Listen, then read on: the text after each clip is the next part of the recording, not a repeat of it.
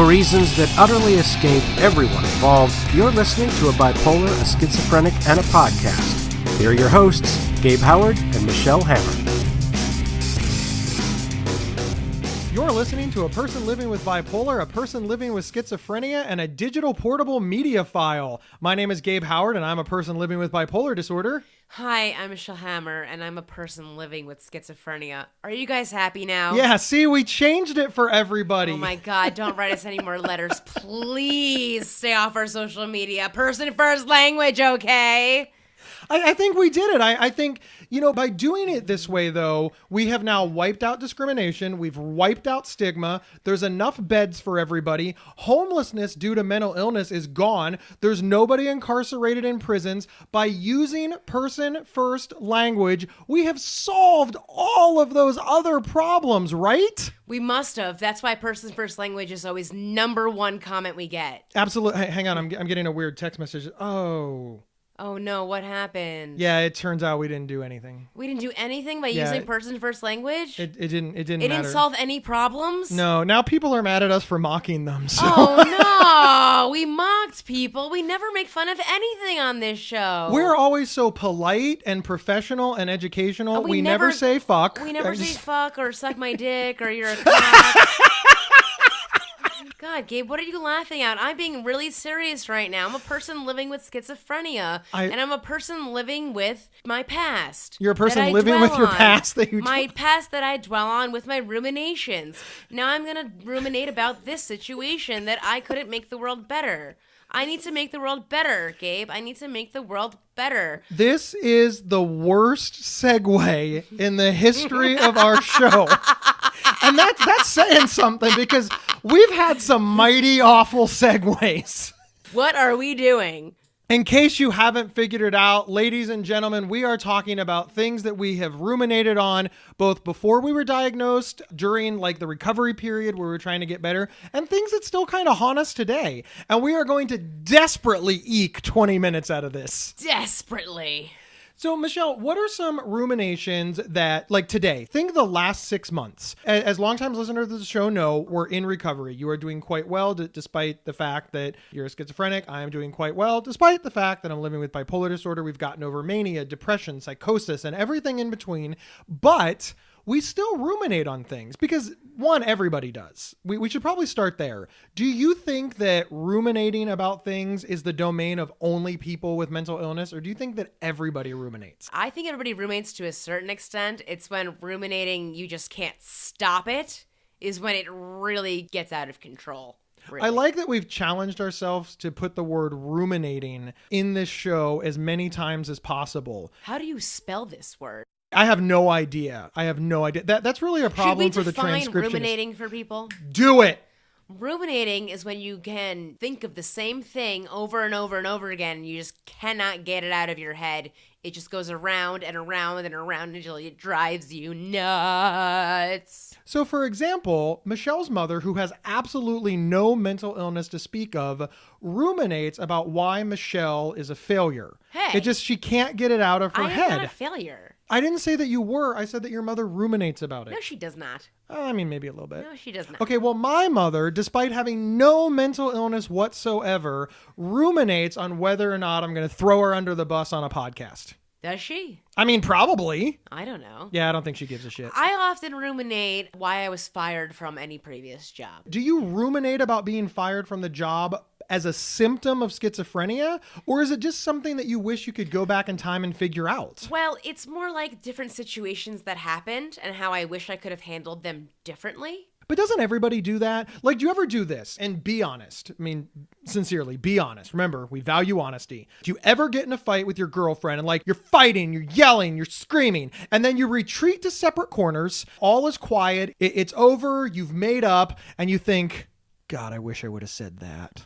Or you run through it in your mind? Maybe, but that's different than ruminating. Well, how is it different from ruminating? Because ruminating just doesn't stop. It'll go around and around and around. And even when I'm walking through the street, walking through anything, I almost will turn delusional and think I'm with those other people having that conversation, start getting angry, just start making the whole situation 8 million times worse than it was because I keep thinking about it over and over and over and over and over and over again. It won't go away, and I hate it so much. In your mind, ruminating and delusions, they feed each other. Yes, absolutely. First, you're thinking about the thing. I got fired. They fired me. HR called. They walked me down. It was the 7th time I got. And by the time you're done, you're back in that time and place. You're feeling it again. And it's like it's happening right now, even though it was 3 years ago. Yes.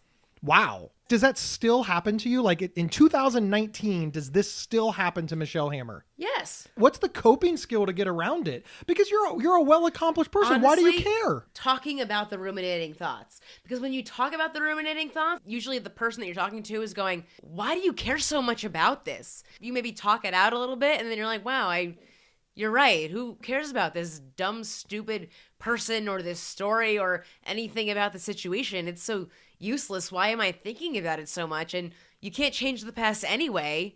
You're right. I talked it out. Now I feel better. But can't you kind of change the past? Can't you remember it differently? Can't you edit it in your mind? Can't you fix the things that have gone wrong previously in the future, just like with different people? You mean like learning from your past? Nah, learning sounds mature, and we don't really like that here. Okay, so then I don't know what you're talking about. Here's a good example. I'm on my 3rd marriage. My wife is wonderful and I love her. And this marriage has stood many, many years and I have no complaints. I want to say that right now. But I've been divorced twice. Not nasty divorces, but things that didn't feel good. And I've been through breakups, etc. So every now and again, my wife will do something and it will remind me of something that my ex-wife did. And I'll think, wait a minute. I let that go when wife number 2 did it. So I have to fix it with wife number 3, even though they're a completely different person. It's a completely different time and nothing is the same except for maybe like one little thing. Don't you ever do that?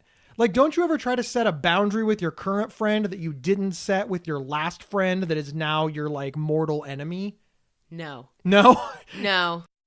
Something that I do, I know with my anxiety, I'll put on other people is that I'll start asking them a million questions about things. And then they're like, why are you asking me a million questions? And I'm just like, oh, it's my anxiety. I just wanted to know the time. I just wanted to know the place. I just wanted to know what you're going to do after. I wanted to do something you did before. I'm like, I'm just anxious. I'm sorry. I just wanted to know, if that makes any sense. I certainly do that too. Like that constant time checking thing. Like you don't want to be late. Yeah. So what time is it? It's 4:00. Okay, we have to be there at 4:30. What time is it? It's 4:01. Okay, we have to be there at 4:30. What time is it? Dude, it's still 4:01. But some of the things that are trapped in my head that I just can't get out are just what a bad friend I was, or what an awful son I was, or what a terrible family member I was. Yeah. And sometimes I get mad at the people around me because I assume that they're still mad at me because I'm still mad at me. Does stuff like that ever happen to you? I mean, I still hold a lot of vendetta against my brother, which I've been told you're pissed really, at him. Right. Everyone says that I just dwell on the past. Even he says that I just like stay on the past about when we were younger, me and my brother, and how mean he was to me and everything, how we would see each other in the hallway of high school and he wouldn't even say hello to me. Yet when he went off to college and we were still using AIM and he would instant message me, I would not reply. So he wouldn't speak to me when he saw me in high school in the hallway, yet I stopped replying to him on IM when he went off to college, and that was not okay, which makes no sense to me. Yet now we haven't seen each other in a long time because he lives in another country, and when he comes back, I now have to be nice to him because I guess he's a different person now. Yet I never got any kind of apologies or anything like that, but I'm supposed to see that he's a different person now. I don't know why. And we're supposed to be good friends now or something like that, I guess. Just out of curiosity, I don't really know Michelle, why. I'm just wondering. Is your brother a different person now? Apparently he's a different person now. I don't know. But he left the country to get away from you. I don't know where it changed, but I'm supposed to treat him differently now. I'm supposed to forget everything from the past, all of the abuse from the past, and I'm supposed to like him now. You haven't described any abuse. What you described is a couple of siblings that didn't talk to each other. No, well, okay. Was he mean to you? Did he call your name? Wait, did he pull your pigtails? Well, he took karate, and he would practice all of his karate moves on me. Constant wrestling, slamming my head into the ground until my nose bleeds, calling me Michael instead of Michelle, calling me a boy. That kind of went with Michael. Slamming the door in my face, not letting me play with him, like when we're very little, try to use his toys, not allowed to use his toys. Actually, when my mom and dad came home with me from the hospital when I was born, and they said, oh, Seth, here's your sister. He threw a stuffed animal at me. Yeah, I don't know why they told me that story. So he's your older brother. Yes. Because you said that he threw a stuffed animal at you when you came home from the hospital. And they told you that story, and you're putting this together with all of the other issues that you had with your brother growing up when you were kids. Yeah. In my life... He broke my necklace, too, and then blamed me for it because he said I was being annoying, so he had to push me, and my necklace got in the way, and it broke. This is fabulous that you bring this up, and here's why. Yeah. Because in my brother and sister's world, I'm your older brother. I was the oldest. I was incredibly jealous of my brother. One time, to get him in trouble when we were kids, I took syrup out of the pantry and I dumped it on the floor so that I could frame him for doing it, knowing that he'd get in trouble. My mother just happened to be moving faster than normal that morning and watched me do it. And even though she saw me do it, I still tried to blame him for it. Absolutely, unequivocally just hated having him as a brother. I was top dog. I was the oldest. I used to live with grandma. Then my mother remarried, and 9 months later, I got this bastard in my house. And I treated him like absolute garbage. Absolute garbage. My favorite was when he would say, you're stupid, and I would say, no, you're stupid. And then he would say, well, I'm smarter than you, so if I'm stupid, how dumb are you? You know you're an adult now, right? I know, but obviously I cannot get over this because I don't understand why I'm supposed to like him now when I never received any kind of apology. What kind of apology do you want when you were growing up? Maybe just, I'm sorry I was a horrible asshole to you and ignored you for years and everything like that. Listen, I never, ever, ever told my brother and sister, I'm sorry I was a horrible asshole to you. Ever. So then I don't understand. Why do I have to accept him back in my life? I mean, you don't. But do you feel good right now? I'm being told by everybody in my family that I need to accept him back in my life. Okay, well, fuck him, don't. Just sit around and think about how pissed off and angry 8, 12, and 15-year-old Michelle was. Hang on 1 second. We got to hear from our sponsor. This episode is sponsored by BetterHelp.com. Secure, convenient, and affordable online counseling. All counselors are licensed, accredited professionals. Anything you share is confidential. Schedule secure video or phone sessions, plus chat and text with your therapist whenever you feel it's needed. A month of online therapy often costs less than a single traditional face-to-face session. Go to BetterHelp.com/Psych Central and experience 7 days of free therapy to see if online counseling is right for you. BetterHelp.com/Psych Central. Want us to answer your questions on the show? Head over to psychcentral.com/BSP questions and fill out the form. We're back, still trying to say the word rumination as many times as humanly possible. You're 30 years old, you've moved on with your life, but you're still thinking about shit that happened to you when you were literally 8 years old. Okay, I see where you're going with this. How's that working out for you? Know. I don't see him. I don't have to speak to him. And then my mom says, have you spoken to your brother? Do you text them? Have you spoken to him? Yeah, I don't like that you guys don't have a relationship. Why do my children hate each other? Well, I mean, you articulated why y'all hate each other. I know. I'm just saying. I mean, That's just what she says. Has he done anything to you as an adult? Let's establish that like right out. In the time that you both became adult, grown people, has he been fine? Well, when I graduated college, he was working at like kind of in the design agency kind of area. His boss, the creative director, he wanted to give me some advice, so he brought me in and he looked at my portfolio, and his boss said to me, I like your stuff, I want to give you some help. I wanted to offer you like a part-time internship here, but your brother said no. Well, but you don't know if that's true.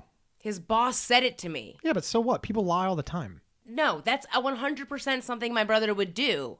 Why would he lie and say, I would offer you an internship here, but your brother said no? Because why would lie he all the invite time. me to come there and look at my portfolio and see all of my work and give me advice? Why would he offer to do that? If he was going to tell you no, why did he do it at all? He was just giving me advice, and he just said that he wanted to offer me an internship. He would totally do that for me, but my brother said no. So your brother was the boss of his boss? My brother said, do not hire her as an intern. Then why did he talk to you at all? Because he wanted to give me advice. Did you ask your brother about this? No. You know, I wouldn't want to start a fight. But I kind of smell a rat here. No, I don't smell around here. Obviously, Gabe, you don't know my brother if you don't believe this story. It doesn't have the ring of truth. It actually does very much ring true. Okay, let's say that is completely true. It's 100% true. Okay, it's 100% you don't have to true. say that it rings true. Okay. It's 100% All right, it's true. 100% true. I agree. How long ago was that? How many years? I believe I was 22. Okay, so it was That's 8 years ago. 8 years. Everybody, Michelle. You Hammer said started adult your- life, Gabe. I was bringing up something in my adult life. But that's so minor. It's just so minor. You said something in my adult life. There you go. I do not. You're very He didn't upset want me to about work. this. He didn't want me to work in the same place as he was working. You are very upset by this. You said adult life. There you go, you right keep there. repeating that, but that's also, all you my got- brother lives in Columbia, the country, not the college. People have gotten that very mixed up before. People have been very mixed up. Did you throw your brother out of the country? I'm glad he left. Okay. Meanwhile, you know who's never been invited to Columbia to come see him? I'm gonna go with you. Yes. Do you think the reason you've never been invited is because you hate him?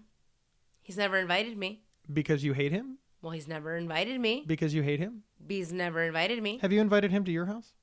He's been to my apartment. He's been there. You're upset about this, aren't you? Well, we're dwelling on the past, Gabe. You want to have a relationship with your brother, don't you? We do not get along. I didn't say do you get along. I said do you want to get along? I want him to acknowledge what he's done. But why do you want him to acknowledge what he's done?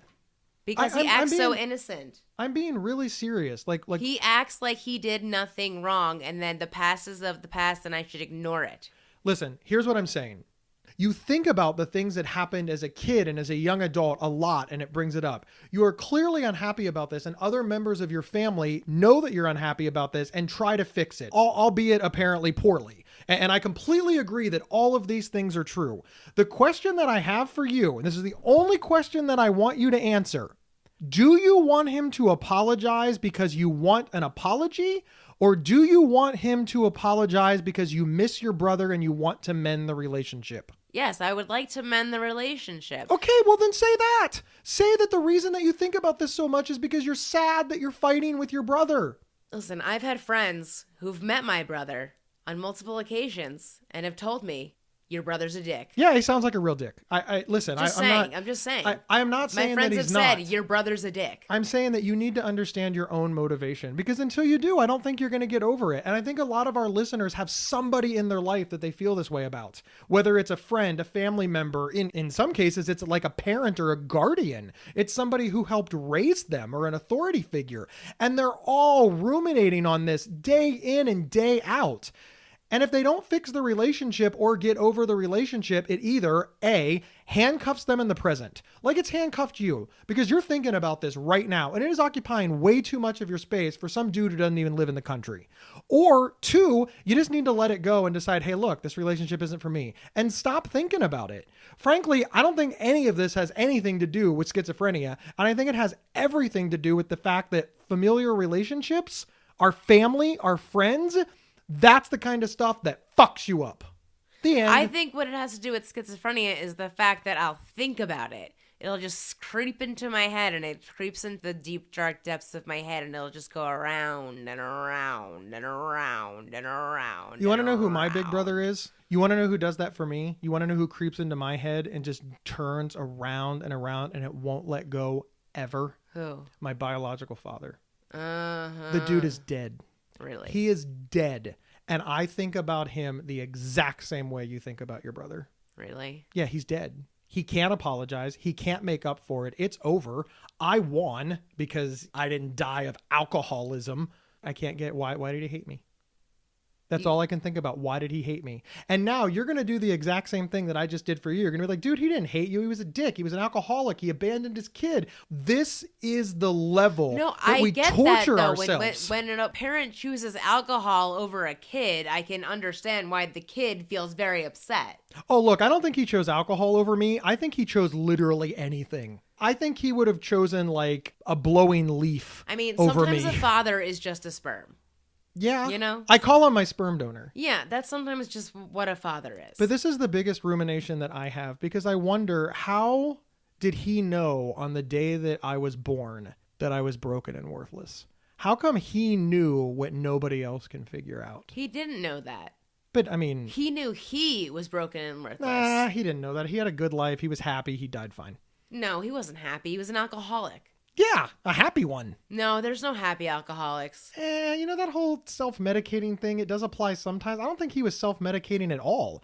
I think he was just a guy that did whatever he want and said whatever he want and behaved however he want. Just immature, you think? Sure. Not ready to be a dad? I mean, he was very young. My mother got pregnant in high school, and he was also in high school. So okay, that makes But he never made up for it. I saw him on his deathbed. He was in hospice. He had jaundice. His eyes were yellow. They told him he had less than 2 weeks to live. And I'm like, do you have anything to say to me? And he was like, it's your mom's fault. That's what he said? That's pretty much what he said. He's a dick. Okay. He's an incredible dick. Your biological dad, he's a dick. But why can't I get over it? Because he's your dad. I got a dad. He's alive. He lives in Memphis. He's cool. Because he's a part of you. I'm not trying to be crass here, but he's just a guy who had sex with my mom. I appreciate so like then why the can't DNA. if you can say that, then why can't you get over it? Exactly. And that's why it ruminates.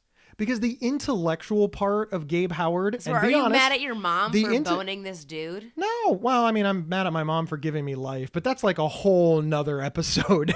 I don't understand why I got to be born and why I have to be born broken and why I'm here. But there's a reason why you're here, and there's a purpose why you're here, Gabe. I don't believe that purpose. I believe that, Gabe. There's always a reason why you're here. You believe in vape pens. You believe in Diet Coke. Maybe there's a universe with no Diet Coke. That's mean. And you're not there. That's mean. You're here. That's mean. You're here to drink Diet Coke. Michelle, seriously. Seriously. None of this is serving either one of us. So why do we do it? Because it doesn't go away. And why doesn't it go away? I don't know why it doesn't go away. Exactly. Judging by our emails, a lot of our listeners have this problem where they just have this thing that they just can't get over.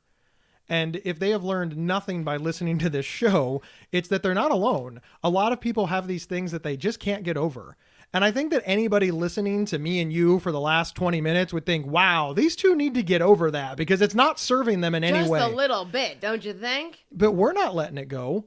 I hope that maybe they listen to us and they realize how unhelpful this is to just not get over. And they think, wow, I don't want to be like them. And they let go of their anger and the things that they're just ruminating on and can't get over.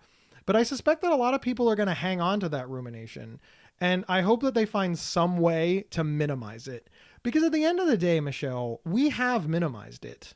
It is not impacting us the same way at our current age that it probably did 10 years ago. Do you think about this less now than you did 5 years ago? Oh, definitely. Much less. So there really is some wisdom in time heals all wounds. And, living in another country.